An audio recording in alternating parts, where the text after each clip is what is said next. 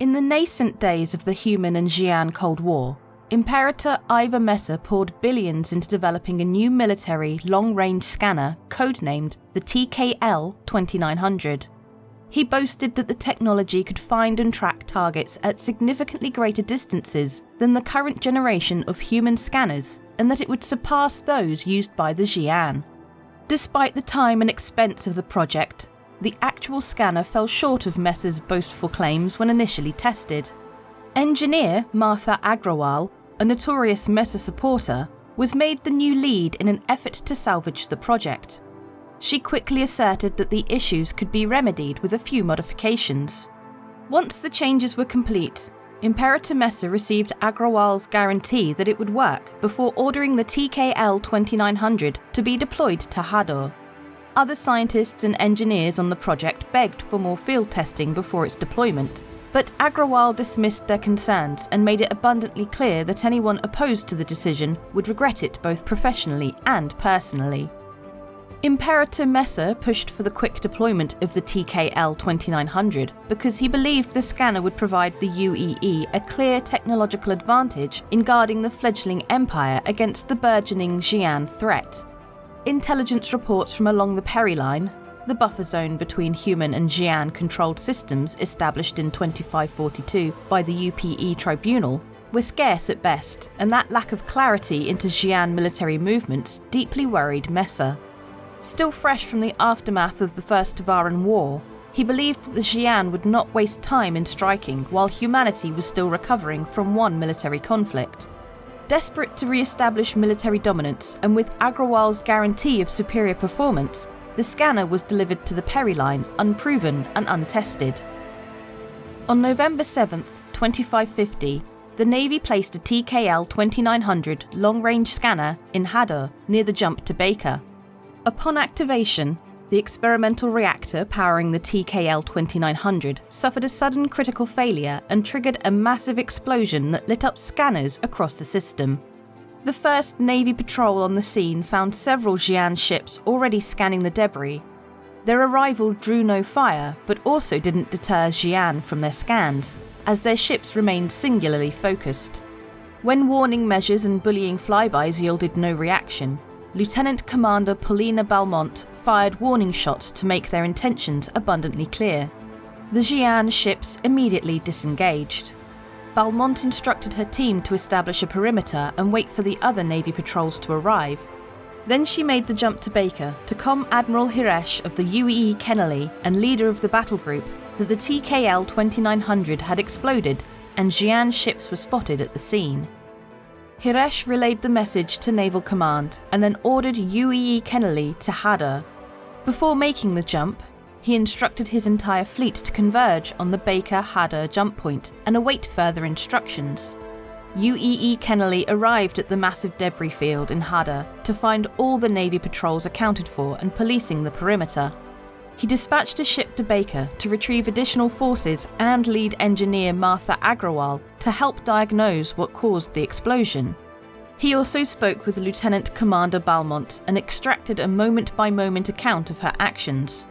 While he deemed the firing of warning shots to be justified and expertly executed, he worried it would prompt a Xi'An response. And, not long after his arrival on scene, scout ships in Hadur began registering heavy activity in Xi'An sectors.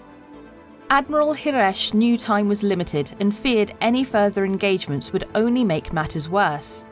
Despite Agrawal's insistence that Xi'An forces were to blame for the TKL-2900's failure, Admiral Hiresh wanted irrefutable proof before making the claim to Naval Command. He ordered a grid search of the debris field to find any surviving data recorders. Then he requested that every ship in his fleet still stationed in Baker join the action in Hadur. The order gave his crew pause, as their fleet included a new Aegis Nautilus-class mine-layer ship that had not yet been authorised for field operations in Peri Line systems. The ship had been assigned to Admiral Hiresh's fleet to be put through a series of simulations around a Xi'An incursion into Baker.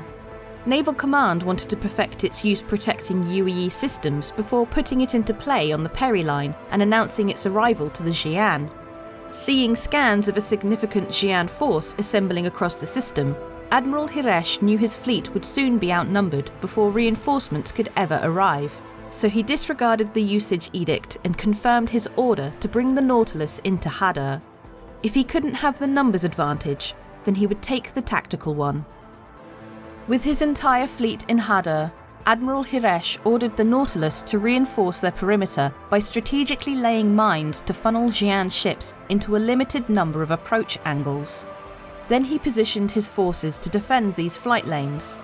Admiral Hiresh had hoped the Nautilus could lay the mines and return to Baker before the Xi'An arrived, but it was not to be. A massive Xi'An force appeared near the UE perimeter as the Nautilus crew rushed to complete its objective. Yet, instead of engaging, the Xi'An force halted and held their position. A few of their ships that Admiral Hiresh assumed contained their most advanced scanning tech followed from a safe distance, carefully observing the Nautilus. Once the mines were laid, Admiral Hiresh ordered the Nautilus back to Baker to restock and potentially repeat the process on the other side of the jump. Meanwhile, a tense standoff between UE and Xi'An forces lasted until the grid search of the wreckage was complete and 2 data recorders were found intact. As Martha Agrawal began to analyse the data, Admiral Hiresh organised a swift and safe withdrawal from the debris field and returned his fleet to Baker. No Xi'An ships stalked their retreat, but a subsequent investigation of scans from a nearby UE station showed a small team of Xi'An ships inspecting the debris field before their forces vacated the area. Back in Baker, Admiral Hiresh calmed Naval Command to disclose his use of the Nautilus as a deterrent. Admiral Hiresh and Engineer Martha Agrawal were ordered back to headquarters to provide a full account of the incident. Initially incensed over the use of the Nautilus, Imperator Mesa would eventually praise Admiral Hiresh's swift and decisive actions once analysis of the data recorders revealed the explosion to be a critical system failure and not a secret Xi'An attack. While Engineer Agrawal fell out of favour with Imperator Mesa for her failure to deliver on her promises for the TKL-2900 and attempts to blame the Xi'An, Admiral Hiresh became a trusted confidant, who would eventually be elevated to oversee all forces along the Peri Line. When asked about what he believed was the highlight to his Navy career, Admiral Hiresh referenced the Hadur standoff, saying, "One of the toughest decisions a commander can make is when to walk away from a fight."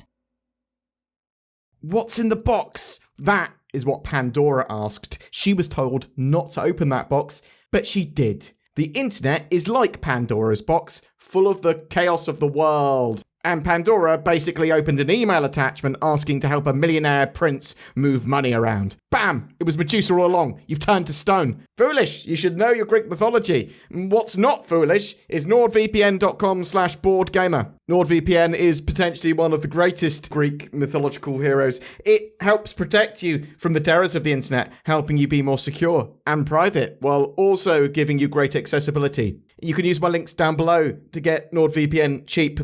September, we've got a giveaway. Every month we have a ship giveaway, and this month is no different. We're giving away 5 ships this month. Actually, that is a bit different. That's 4 more than normal. We're going to give each of them to a different winner. We've got a Nomad, an X1, a Sulen, a Mustang Alpha, and a 100i. They all come with access to the game and lifetime insurance. All you need to do to be in for a chance of winning any of those is comment on any of my videos made during the month on YouTube. I want to say a massive thank you to all our patrons and channel members. Your support allows us to make daily content. You are the best, and you should consider joining them by clicking the join button under my videos. It goes a long way in helping us, as does commenting, sharing videos, liking, all of that jazz. You do not have to chuck money at us, but if you want to, I'm not going to stop you. Thanks for watching, and have a great September.